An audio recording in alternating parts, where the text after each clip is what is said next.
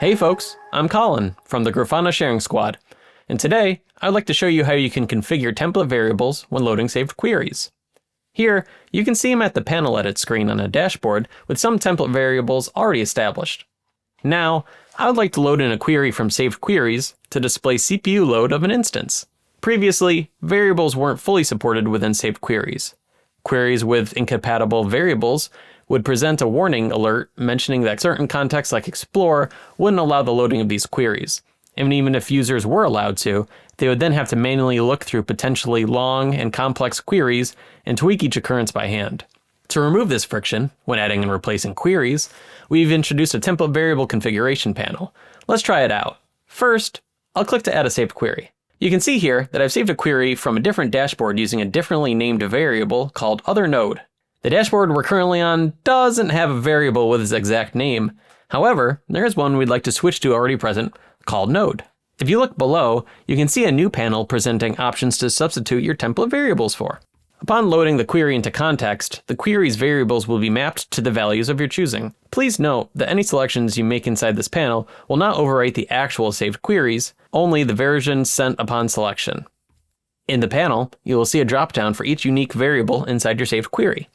For this example, we only have one, otherNode.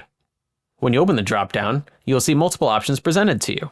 At the top, you can define a custom value to replace otherNode with. I'll explain more on that later. Below, you'll see an option for each of the established variables inside your current dashboard. I see the variable we want to map otherNode to, node, right here. I'll select it, and you can see the dropdown is now populated with this new mapping. As a side note, you can still load the query as is without any replacements if you wish. For now, let's go ahead and load the query with our desired mapping. The query is now loaded, and you can see the previous version of the query written with otherNode has been adjusted to make use of node, and now successfully runs in the dashboard. Now, let's look at Explore. Previously, users were prevented from reusing saved queries containing template variables in this feature. Now, they are free to do so. Let's replace this query with the same one we just used over in the dashboard. As you could have guessed, there aren't any variables here for us to map our written variable otherNode to here. So let's add a custom value. First, I'll select custom value from the dropdown. Underneath, a new text input has appeared. I will now type in a value I wish to replace all instances of otherNode with in the query. We'll select the query and ta-da!